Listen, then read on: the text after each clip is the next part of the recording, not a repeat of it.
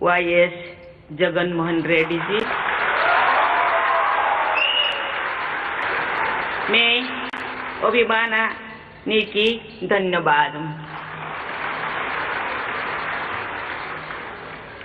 राष्ट्रपति के रूप में आंध्र प्रदेश की अपनी पहली यात्रा के दौरान आपके आमंत्रण और स्नेहपूर्ण अतिथि सत्कार के लिए आंध्र प्रदेश के राज्यपाल श्री विश्वभूषण हरिचंदन जी, मुख्यमंत्री श्री YS जगन मोहन रेड्डी जी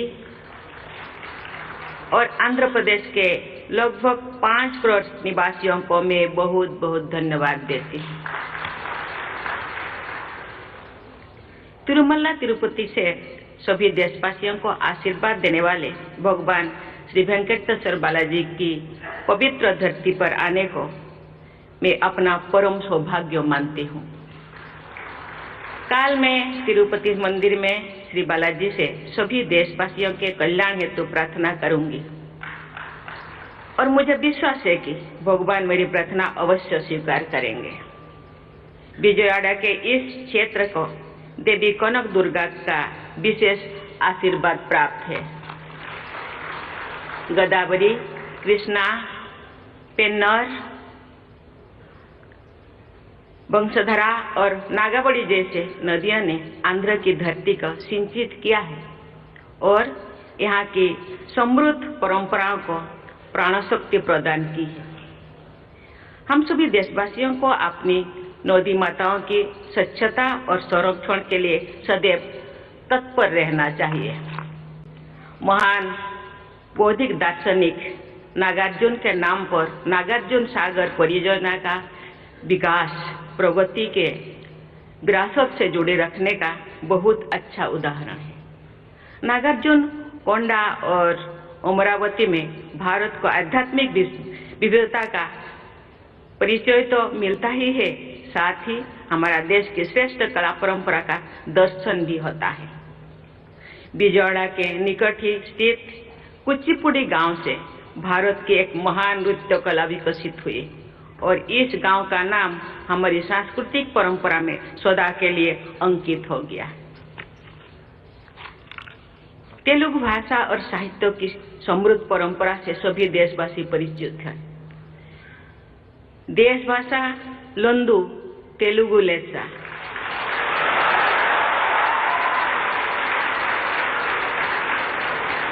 अर्थात देश की सभी भाषाओं में तेलुगु श्रेष्ठ है। इस अभिव्यक्ति में भारतीय भाषाओं के प्रति गर्व की भावना निहित है। कवित्रयन यानी नन्नया, तिकन्ना, यरन्ना ने भारतीय भाषाओं की अद्भुत अभिव्यक्ति क्षमता का उदाहरण है। सदियों पहले प्रस्तुत किया गया भारतीय भाषाओं की श्रेष्ठता को फिर से स्थापित करने की यही भावना राष्ट्रीय शिक्षा नीति 2020 में भी परिलक्षित होती। देवियों और सजनों, आंध्र प्रदेश की इस धरती की महान सुपुत्री और पूरे भारत का गौरव बढ़ाने वाले कवयित्री मल्ला का मैं विशेष उल्लेख करना चाहूंगी। आज से लगभग 550 वर्ष पहले के रूढ़िवादी समाज में पैदा हुई मल्ला ने एक अद्भुत महाकाव्य रचा जिसे मल्ला रामायण के नाम से भारतीय साहित्य में उच्च स्थान प्राप्त किया। महिलाओं के प्रति संवेदनशीलता की दृष्टि से आंध्र प्रदेश अनुकरणीय राज्यों में से एक है। प्रसिद्ध नाटककार और समाज सुधारक गुरजाड़ा अप्पा राव द्वारा लगभग 130 वर्ष पहले लिखा गया कन्या शुल्कम नाटक आज भी लोकप्रिय है। आंध्र प्रदेश ने जन्म लेने वाली दुर्गाबाई देशमुख ने आज से लगभग 100 वर्ष पहले महिलाओं की उन्नति तथा स्वाधीनता संग्राम में उनकी भागीदारी के लिए अनेक प्रयास किए।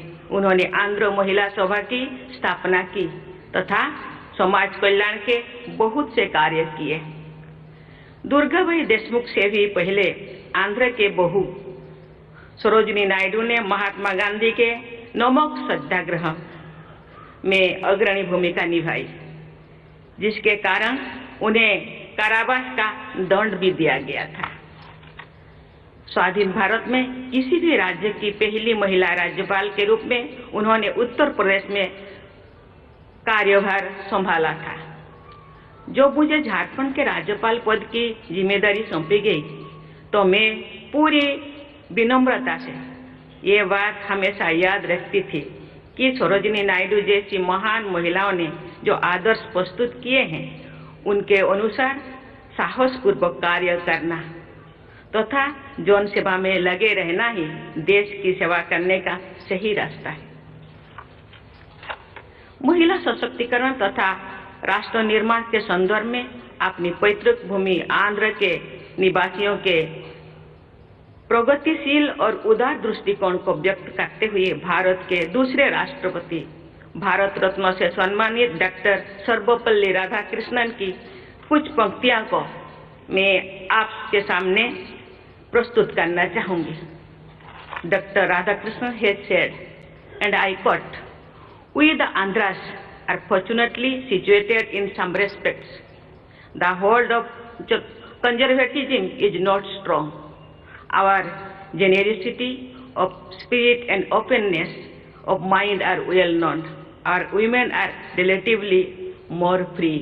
Uncut.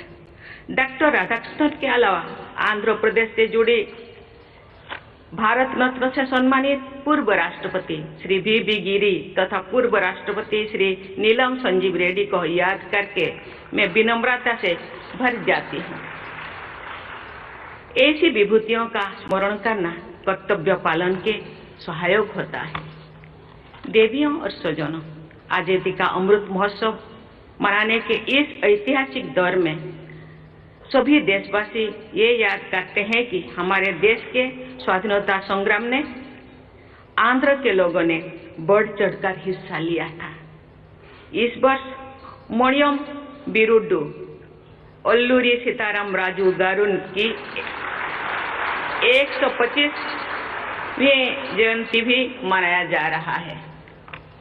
केवल 27 वर्षों की अल्पायु में भारत माता के लिए प्राणों का उत्सर्ग करने वाला अल्लूरी सीताराम राजू गारू और 25 वर्ष की अल्पायु में वीर गति को प्राप्त होने वाले भगवान बिरसा मुंडा जैसे विभूतियों ने भारत के स्वाधीनता संग्राम को जो योगदान दिया